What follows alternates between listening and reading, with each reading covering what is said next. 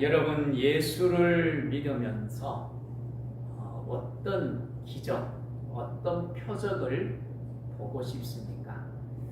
우리는 예수를 믿으면 때로는 마치 공상을 하듯이 어떤 신비로운 체험을 하기를 원하고 신비로운 능력이 나타나기를 원하는 때가 있습니다. 오늘 본문에도 보면 주님께서 자극적인 표적을 구하는 사람들에게 진정한 표적이 뭔지, 그리고 건강한 신앙생활이 무엇인지를 깨우쳐주는 말씀입니다.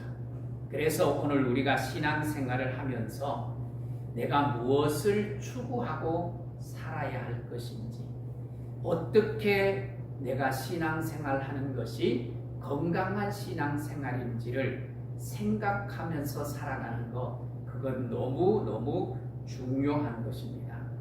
그래서 오늘 우리가 그 부분을 살펴보면서 정말 건강한 신앙인으로 하나님 앞에 영광 돌리면서 또 내 삶의 아름다운 열매를 맺으면서 살아갈 수 있기를 원합니다. 29절을 한번 보십시오. 29절을 보면 무리가 모였을 때에 예수께서 말씀하시되 이 세대는 악한 세대라 그랬어요. 이 세대는 악한 세대라. 주님은 2000년 전에 세대를 무슨 세대라고요? 악한 세대라 그랬어요. 이 악한 세대는 사실은 누구를 가리키는가 하면 이스라엘 사회를 가리킵니다. 이스라엘 사회는 하나님을 섬기는 사람들로 가득 찬 세상입니다. 아브라함의 후손이라고 하는 자부심을 가진 사람들이 많았습니다. 주무시려고 작정을 하신 겁니다. 저를 좀 쳐다보세요. 대화를 할 때 원칙이 뭐지요? 눈과 눈이 마주치라는 게 원칙 아니겠어요? 오늘 저 눈 좀 맞추면서 함께 예배를 드리면 좋겠어요. 자, 이스라엘 사회는 대제사장들, 제사장들, 서기관들, 바리새인들, 장로들, 그리고 율법 교사들이 가득 찬 세상입니다. 이런 이스라엘을 향하여서 예수님이 무슨 세상이라고요? 악한 세대라 그렇게 평가를 했어요.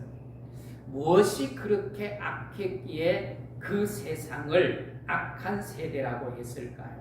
사회적인 어떤 구조가 잘못되었기 때문에 악한 세대라고 했을까요? 그건 아닙니다. 사람이 악한 것입니다. 사람이 악했기 때문에. 여러분, 제도가 아무리 좋아도 사람이 악하면 그 세상은 악한 세상이 될 수밖에 없습니다. 그러면 우리가 살아가고 있는 지금 이 시대는 주님이 보시면 어떻게 평가할까? 아니, 이 세대가 아니라 주님이 나를 보시고 어떻게 나를 평가할까? 나는 주님 앞에 정말 신실한 착한 사람으로 평가를 받을까? 아니면 주님이 여전히 나를 보고 악하다고 평가하실까? 우리가 다시 한번 생각해 볼 필요가 있습니다. 악 중에 가장 큰 악이 뭘까요?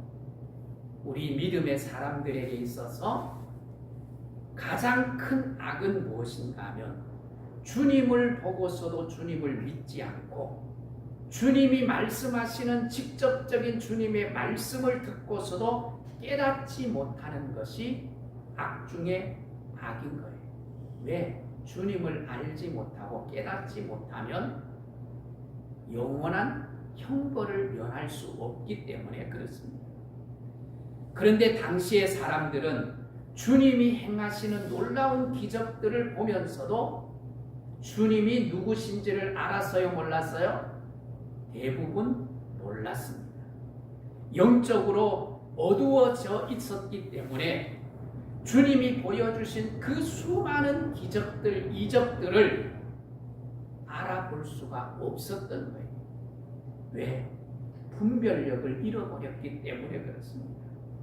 또한 믿는다고 하면서도 믿음대로 살지 않아요. 아는 대로 살지 못하는 것, 이건 역시도 뭐예요? 죄입니다. 죄. 그래서 이들은 악하기 때문에, 마음이 악하기 때문에 무엇을 구하는가 하면 이적, 표적을 구하는 것입니다. 신비로운 그런 표적만을 구경 삼아 즐겼지만 그것을 행하는 주님이 어떤 분이신지 알지 못했어요. 왜 그랬을까요? 그 안에 악이 가득 차 있었기 때문에 그런 거예요. 그래서 주님이, 우리가 이미 앞에서 많은 주님이 행하신 이적들을 살펴봤어요. 그 놀라운 이적들을 보면서도, 직접 경험하면서도, 눈으로 확인하면서도 주님을 폄하합니다.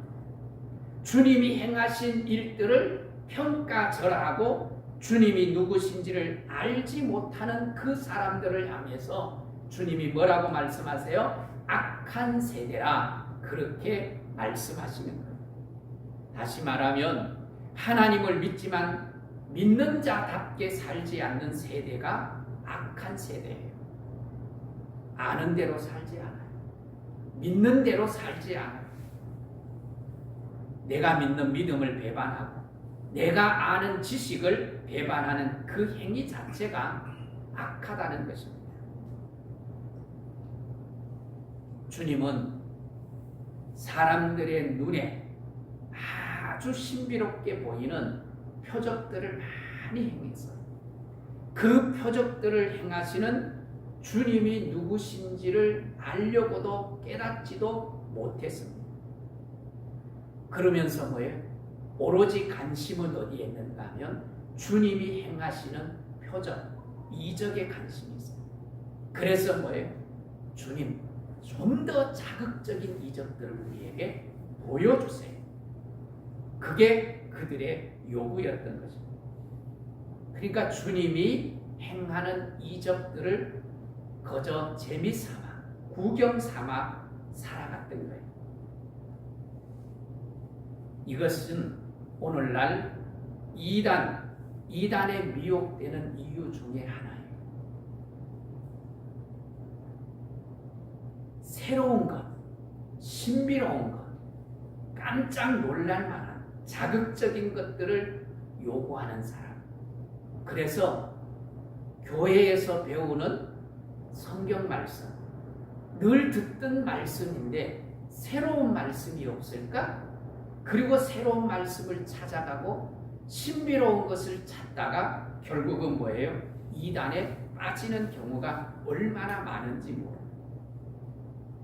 오늘날 현대인들은 더 자극적인 즐거움을 계속 요구하고 있어요. 신앙생활뿐만 아니라 오락이든 신앙생활이든 뭔가 좀 자극적이고 짜릿한 것을 원해요. 그래서 일상적인 것을 자꾸만 벗어나려고 하는 거예요. TV를 들어도 채널이 너무 많잖아요. 그냥 평이한 거는 금방금방 채널을 가고 이 채널 저 채널 다니면서 뭔가 자극적인 것이 없을까? 새로운 것이 없을까? 그리고 꾸준하게 한 채널을 보는 게 아니라 금방금방 채널을 가고, 오늘 유대인들에게 주님이 보여주실 표적, 많은 표적을 요구하는 그들에게 내가 보여줄 수 있는 표적은 요나의 표적밖에 없다, 그렇게 말씀을 합니다. 요나의, 오늘 본문 30절에 보면 요나가 느니웨 사람들에게 표적이 됨과 같이 인자도 이 세대에 그러하리라. 그러면서 29절 하반절에 보면 표적밖에는 보일 표적이 없다. 요나의 표적밖에는 보일 표적이 없다. 그렇게 말씀합니다. 오늘 본문에는 구체적으로 요나의 표적이 뭔지를 말씀하지 않아요. 근데 마태복음 12장 39절 이하에 보면 예수께서 대답하여 이르시되 악하고 음란한 세대가 표적을 구하나 선지자 요나의 표적밖에는 보일 표적이 없느니라. 요나가 밤낮 사흘 동안 큰 물고기 뱃속에 있었던 것 같이 인자도 밤낮 사흘 동안 땅 속에 있으리라.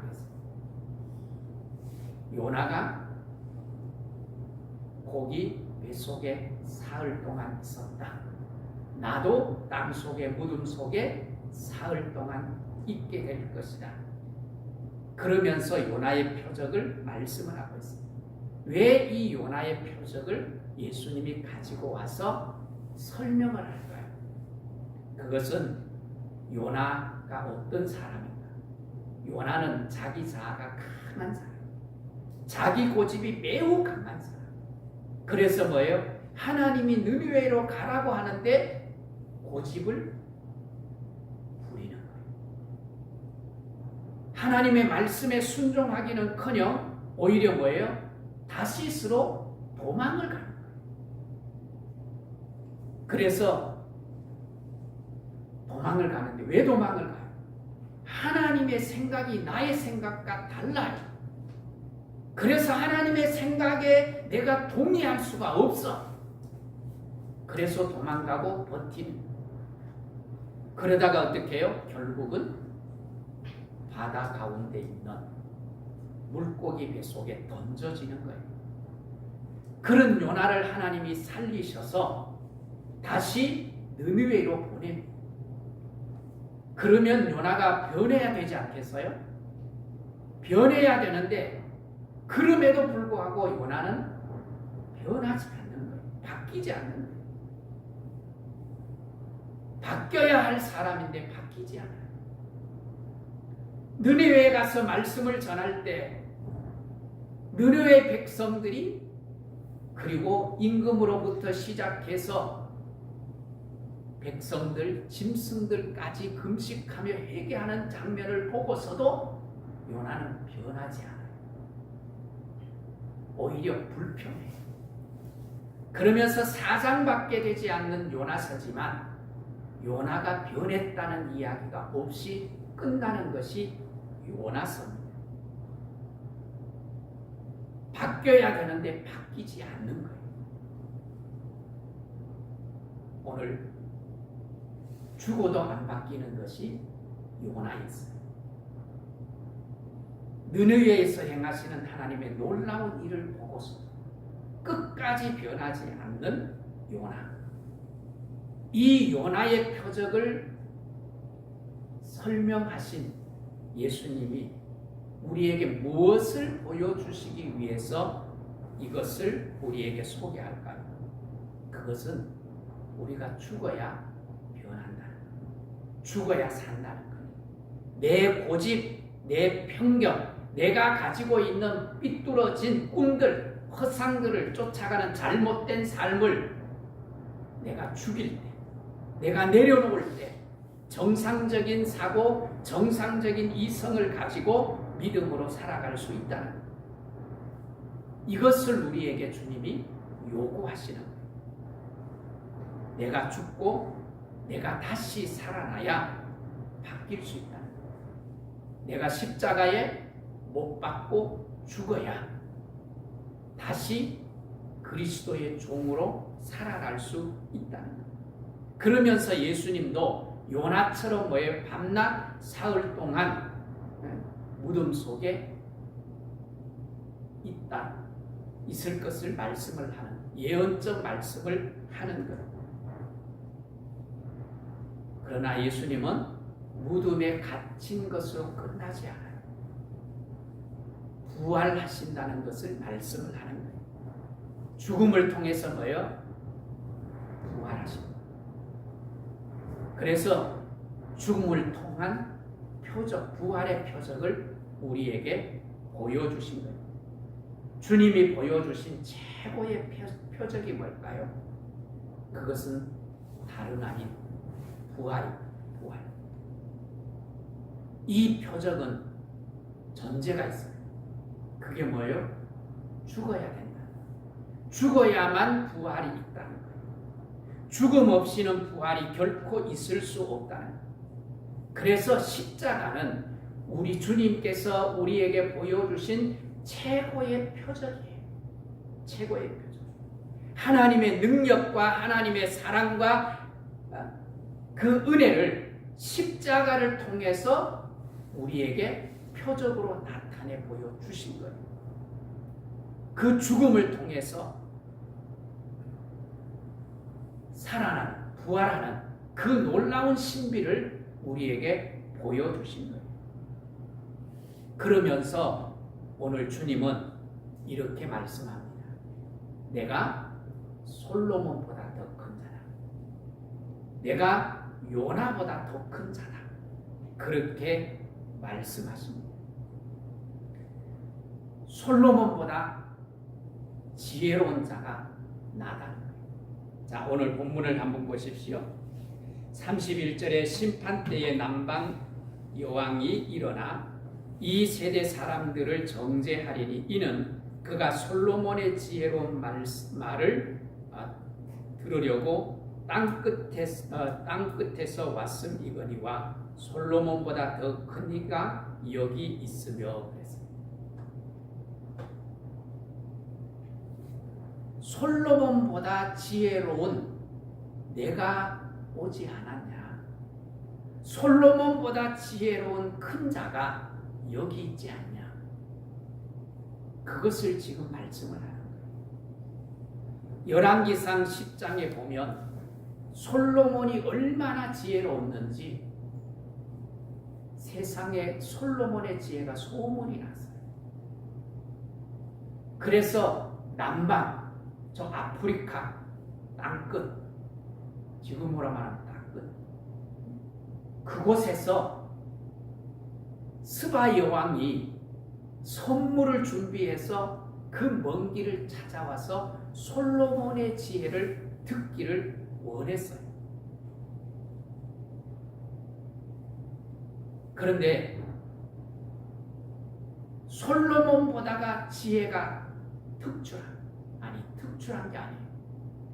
솔로몬과는 비교할 수 없는 지혜의 근본이신 예수님이 오셔서 기적을 행하시고 예수님이 오셔서 능력을 행하시고 이적을 행하시고 표적을 행하시는데 그 예수님을 알아보지 못해요. 그 예수님을 받고서도 말씀을 듣고서도 예수님을 받아들이지 않아요. 그래서 주님이 뭐라고 말씀을 하시는가 하면 이렇게 말씀을 하는 거예요. 스바 여왕이 와서 너희들을 정죄할 것이다.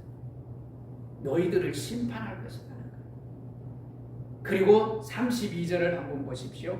심판 때는 느니웨의 사람들이 일어나 이 세대 사람을 정죄하리니 이는 그들이 요나의 전도를 듣고 회개하였음이거니와 요나보다 더 큰 이가 여기 있느니라. 느니웨의 사람들은 요나가 전하는 말, 요나가 적극적으로 하나님의 말씀을 전하지 않아요. 마치 못해서 하나님이 겨우 살려서 가라고 하니까 억지로 갔어. 마지 못해서 대충 하나님의 말씀을 전해요. 그런데 그 말씀을 들은 느니웨의 사람들이 회개하고 돌아오는 거예요. 그런데 그 요나와 비교할 수 없는 주님이 오셨는데도 깨닫지 못하는 세대, 그 세대가 악한 세대라는 거예요.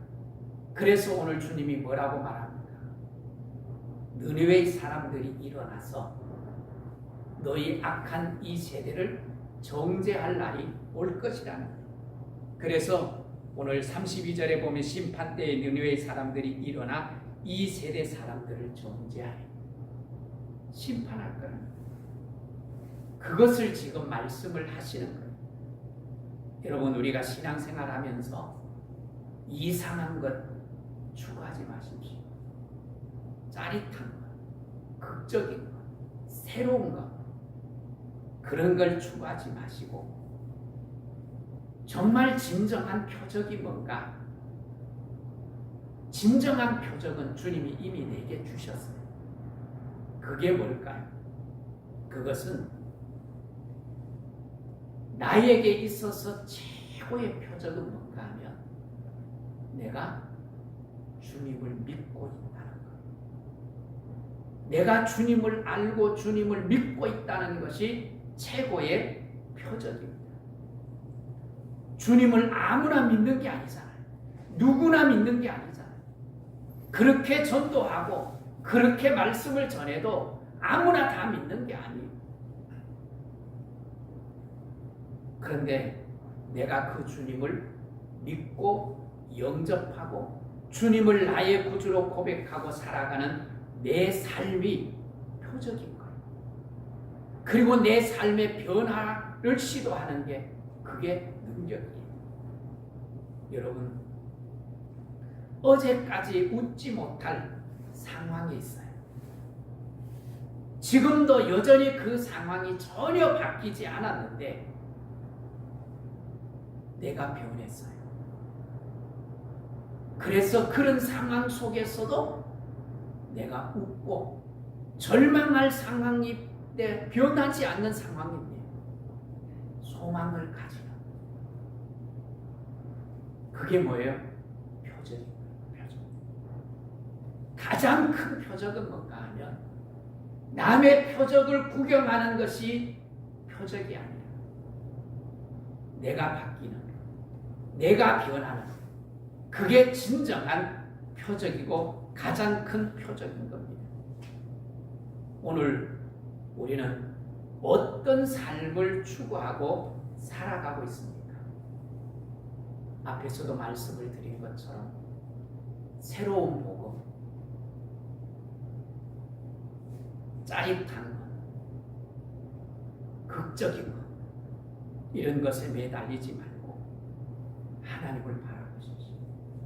여러분, 우리가 하나님께 기도하면 하나님이 병 낫게 하실 수 있을까요? 없을까요? 있습니다. 우리가 하나님 앞에 기도하면 하나님이 부자 되게 하실 수 있을까요? 없을까요? 있습니다. 우리가 기도하면 힘 있는 자리, 높은 자리, 성공의 자리에 올라갈 수 있도록 하실 수 있을까요? 없을까요? 있어요.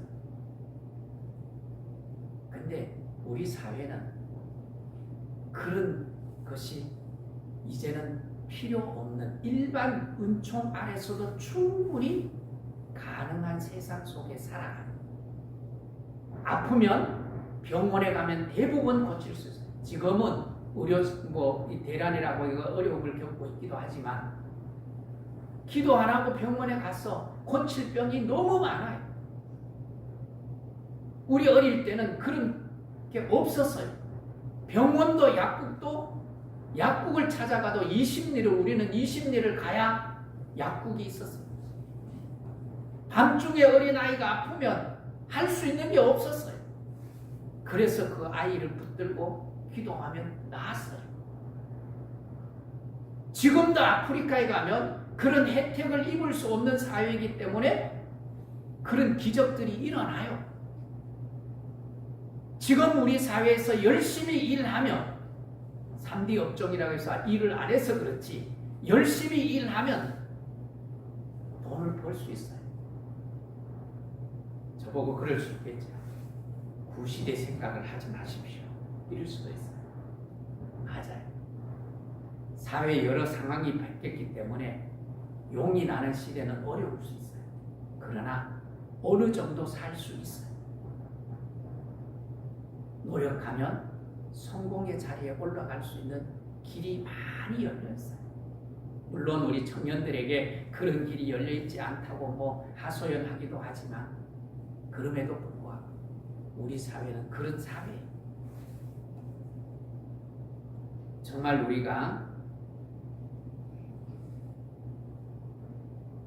우리 그리스도인들이 구하는 것은 그것을 목적해서 기도하는 것이 아니라 하나님이 내게 건강 주셨어요.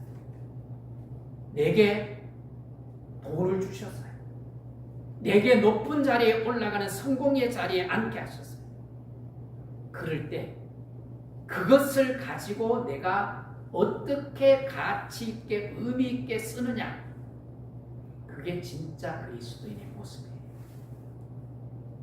진짜 표적은 뭔가 하면 우리가 말씀대로 살기 시작하는 그것이 진짜 표적. 아무리 많은 말씀을 많이 듣고 표적을 많이 보아도 구경거리로 삼고 그 예수를 믿지 않고 그 예수 안에서 복음 안에서 내가 변하지 않는다면 아무런 효과가 없는 거예요. 지난주일에 말씀드렸죠. 기적을 보고 당신이 복 있는 사람입니다. 당신의 어머니가 복 있는 사람입니다. 그랬더니 주님이 뭐라고 말합니까? 그것보다가 말씀을 지키는 자가 뭐하다고요? 복이. 말씀대로 사는 것이 복이. 그게 기적이에요. 내가 말씀대로 내 인생을 경영했더니 빠르지는 않는데 눈에 띄게 뭔가 열매를 거두지 못하고 새로운 것이 나타나지 않았지만 내 안에 새로운 깨달음과 감격이 살아있다면 그것은 지극히 정상적인 그리스도인의 삶의 모습이라는 겁니다.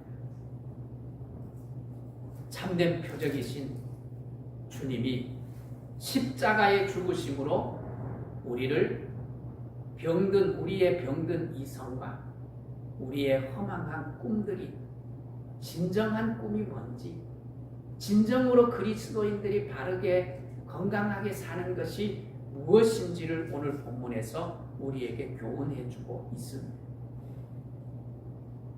오늘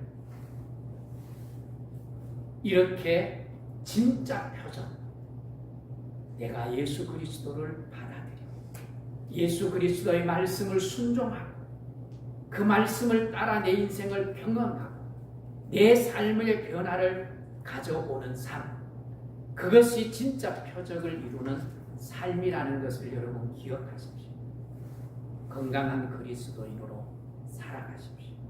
건강한 그리스도인의 사고를 가지고 건강한 사회를 만들어가고 또 건강한 내가 이 시대의 희망이 되는 그리스도의 소망이 되어 하나님의 나라를 확장시키고 하나님께 영광 돌려 내 삶에는 복된 삶이 이루어지는 그런 삶을 살아가는 복된 성도들이 될 수 있기를 주의 이름으로 축복합니다.